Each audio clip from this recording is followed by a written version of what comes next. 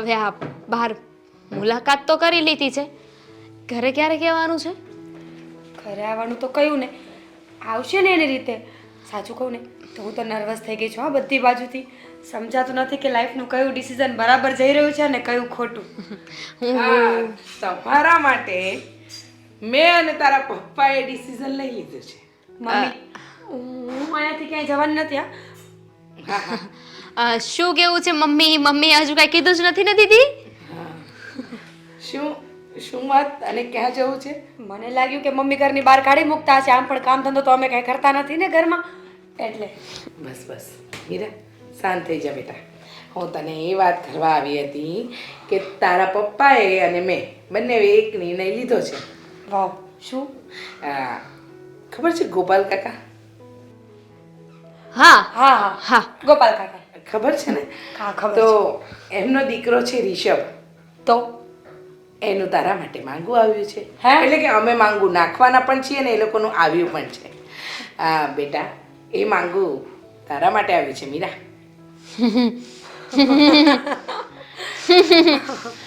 Joke હતો?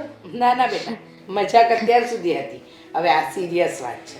હા, Gopal serious વાત છે મમ્મીની. હા તો વાત કર ને પણ. હા હા, સિરિયસ વાત છે. મેં અને તારા પપ્પાએ નક્કી કર્યું છે કે ગોપાલભાઈના છોકરાને આપણે અહીંયા આપણા ઘરે જોવા માટે બોલાવીશું. હા, હા વાંધો નહીં ને મમ્મી.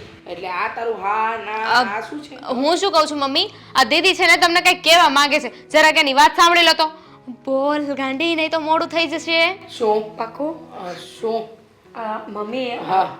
ગોપાલ કાકાને શું કામ એ ધક્કો ખવડાવવો છે? આઈ મીન જ્યારે મને એ છોકરો ગમશે નહીં ગમે હા બેટા, જોન તો કરવું એમ નહીં પડે ને. મમ્મી. હા? એમ નહીં. તો કેવું? એકચ્યુઅલીમાં મમ્મી હું શું કહેતી હતી ખબર છે? હા બેટા, તું જ્યારે આમ આમ કરતી હોય ને ત્યારે મને ખબર છે કે કંઈક મૂંઝવણમાં હોય, જે હોય એ બકી નાખ.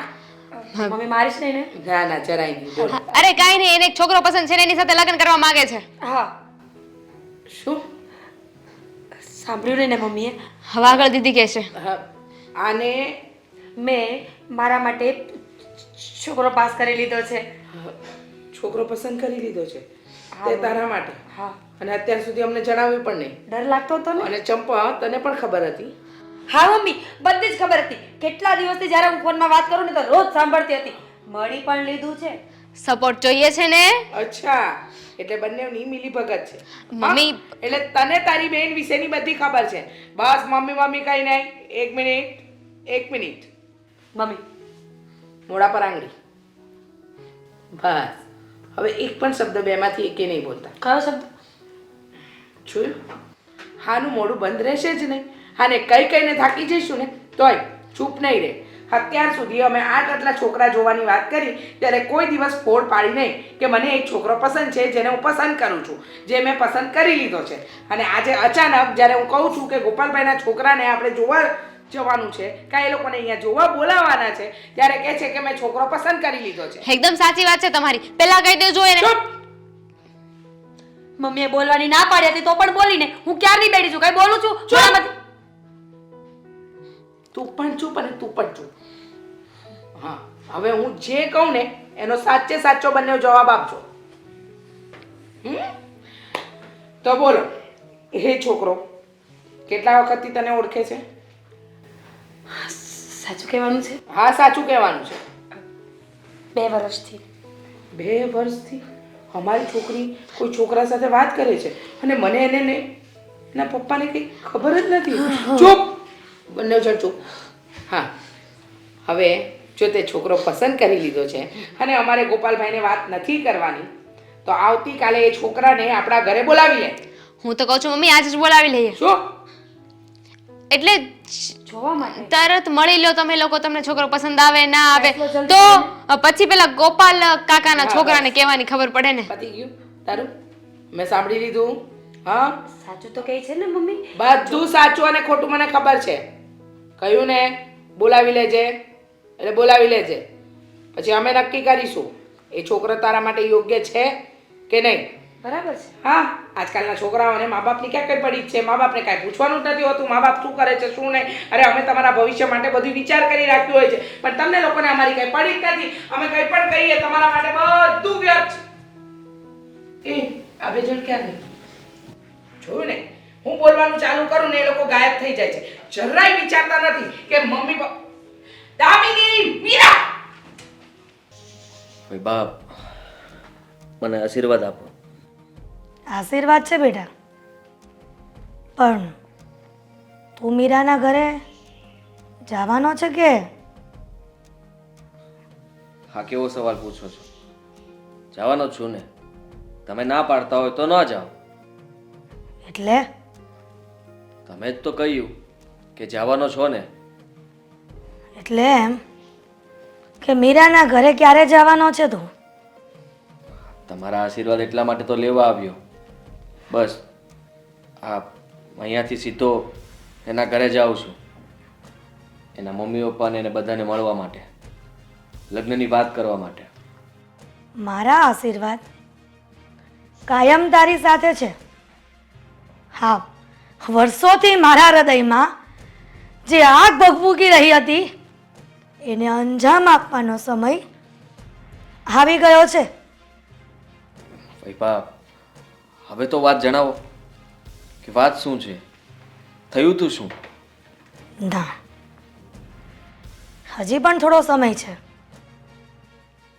તારે આ વાત જાણવાની બહુ ઉત્સુકતા છે ને? જણાવીશ. હજી મીરાને લગ્ન કરીને આ ઘરમાં આવવા દે, પછી બધી જ બાજી તને ખબર પડી જશે. હા ભાઈ બાપ, એટલો સમય રાહ જોઈ છે તો થોડી વધારે, બીજું શું. પણ ત્યાં મારું કોઈ અપમાન તો નહીં કરે ને? નહીં કરે. હું છું ને, જ્યાં સુધી તારી ફઈ બેઠી છે ને ત્યાં સુધી તને કાંઈ પણ ઊંડી આંચ નહીં આવવા દો. હા ભાઈ બાપ. અને આમ પણ આદિ, એ લોકોએ જે કર્મો કર્યા છે ને એની સજા તો એને ભોગવવી જ પડશે. જરૂરથી, કેમ નહીં. તમને લોકોને આટલા હેરાન કર્યા, પપ્પા સાથે કંઈ બન્યું છે, અને હું તમારી એ દરેક બાબતનો બદલો લઈશ. અને હું એ આશા રાખું છું કે તું આ વાત પરથી ક્યારેય ડગે નહીં અને મીરાના પ્રેમમાં ક્યારેય તું આંધળો બને નહીં. સમજો ને? હા ભાઈ બા, તમે નહીતર મારો વર્ષો જૂનો જે દાવ ખેલી રહી છું એના પર પાણી ફરી વળશે. જુઓ, તમે જે કહી રહ્યા છો એ પ્રમાણે હું ધ્યાન રાખીશ. હું ક્યારેય તમારી વિરુદ્ધ કંઈ કામ નહીં કરું. દરેક વસ્તુ તમને પૂછીને કરીશ અને તમે કહેશો એમ જ કરીશ. મેં ક્યારેય તમારી વાતને નકારી નથી. નકારવાની પણ નહીં, કારણ કે મને ખબર છે કે મેં મારા ભાઈનો બદલો લેવા માટે કેટલા વર્ષો સુધી તપસ્યા કરી છે. જો એ તપસ્યામાં કોઈ પણ ભંગ પડશે ને તો હું સહન નહીં કરું. હા ભાઈ બા, એવું જ થશે. તમારી તપસ્યા હું એળે નહીં જવા દઉં. તમારી તપસ્યા જે તમે આટલા વર્ષો સુધી કરી છે એનું ફળ તમને મળવાનું છે. એનું પરિણામ તમને દેખાઈ રહ્યું છે અને તમે જે ઈચ્છો છો એ થઈ રહ્યું છે. બસ તમે મને આશીર્વાદ આપો એટલે હું ત્યાં જાઉં અને એ લોકો સાથે વ્યવસ્થિત વાત કરું. થોડો ડર લાગે છે પણ ડરવાની કોઈ જરૂર નથી. મેં તને કહ્યું ને, આ તારી ફઈબા જ્યાં સુધી જીવતી છે ને ત્યાં સુધી તારે કોઈ વાતની ડરવાની જરૂર નથી. હા ભાઈ, તમે છો એટલા માટે જ તો મને હિંમત મળે છે અને તમારા હિંમત થકું જ હું અહીંયા સુધી પહોંચી શક્યો છું. હવે થોડા જ દિવસમાં જે મેં સપનું જોયું હતું ને એ હકીકતમાં થવા જઈ રહ્યું છે. એમાં કોઈ પણ વચ્ચે આવ્યું છે ને તો કોઈને હું જીવતો નહીં મૂકું. વાહ, થોડી માહિતી આપી દો ને અત્યારથી જ. એ લોકો મને કેવા સવાલ પૂછશે અને શું કરવાના છે, તો હું અત્યારથી જ મારા જવાબ બનાવીને જાઉં. તું આ ફઈનો ભત્રીજો છે તો તને સવાલ જે પણ પૂછે એ જવાબ આપવામાં ક્યારે પાછી પાની ન કરી શકે, સમજ્યો? સમજી ગયો, પણ છતાંય મને એમ કે તમે કહો તો હું જાણી લઉં. તારે કોઈ વાત જાણવાની જરૂર નથી. એના મા બાપ જો ના પાડે ને તો મીરાને છુપાઈને ભાગીને લઈ આવજે, પણ લગ્ન તો તારે મીરા સાથે જ કરવા પડશે, સમજો ને? સમજો ભાઈ. ચલો મને રજા આપો, હું જાઉં.